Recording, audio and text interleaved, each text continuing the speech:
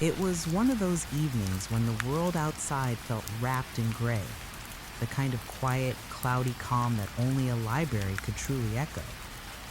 Inside, the air smelled faintly of dust and coffee, and the only sound was the occasional shuffle of pages being turned.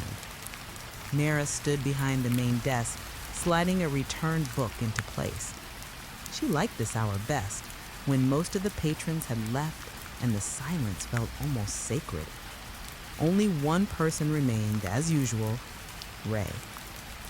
She was by the far window again, the lamplight turning her hair to a soft halo of amber. Her head was bent over her notebook, lips pressed together in thought. Mara had started to notice that Ray always wrote with the same kind of focus, a half frown, a soft sigh, and then a faint smile when the words seemed to come together. Tonight, Mara found herself shelving books a little slower than usual, letting her eyes wander back to Ray's corner now and then. Maybe it was just curiosity, or maybe it was the feeling she got every time Ray looked up and caught her watching. Ray, for her part, felt the weight of that gaze every time it happened. She told herself she was imagining it, that the kind, quiet librarian probably looked at everyone that way. But there was something in Mara's smile that made her heartbeat skip just slightly faster. When the old clock by the window chimed 7, Mara glanced up from her desk. "Closing soon," she said softly, her voice carrying through the quiet. Ray looked up startled, then smiled. "I know. I just wanted to finish this page." Mara nodded. "No rush," she replied. "I'll be here." It was such a small thing to say, but something in the way Mara said it, warm, gentle, and a little uncertain, made Ray's chest tighten. Minutes passed. The rain outside grew heavier, tapping against the glass like soft applause. When Ray finally stood, she hesitated near the desk. Her scarf slipped slightly as she adjusted her bag. "Sorry I always stay so late. You must think I'm one of those people who never leave." Mara smiled, tilting her head. "I like quiet company," she said simply.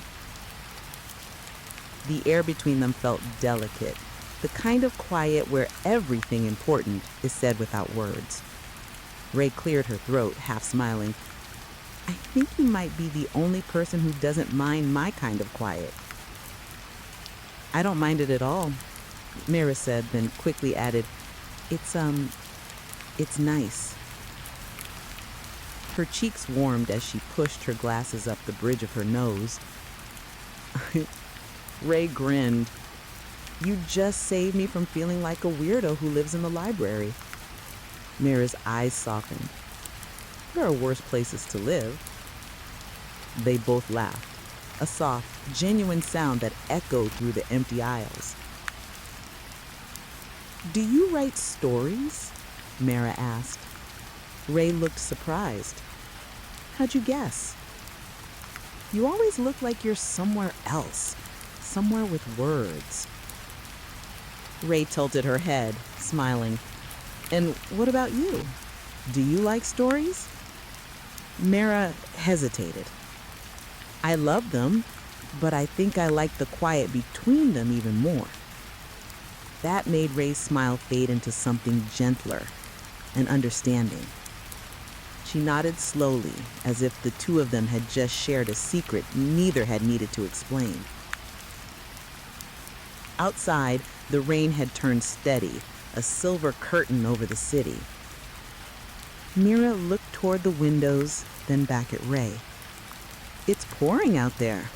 Do you have an umbrella?" Ray glanced down at her soaked coat from earlier and laughed quietly. "I did. It didn't survive the walk here." Mara hesitated only a moment before reaching behind the desk. "Then take this one," she said, pulling out a small navy blue umbrella. "I always keep a spare." Ray blinked. "You'd give me yours?" "It's only fair," Mara said with a smile. "You give me stories every night." Ray didn't trust herself to say much after that.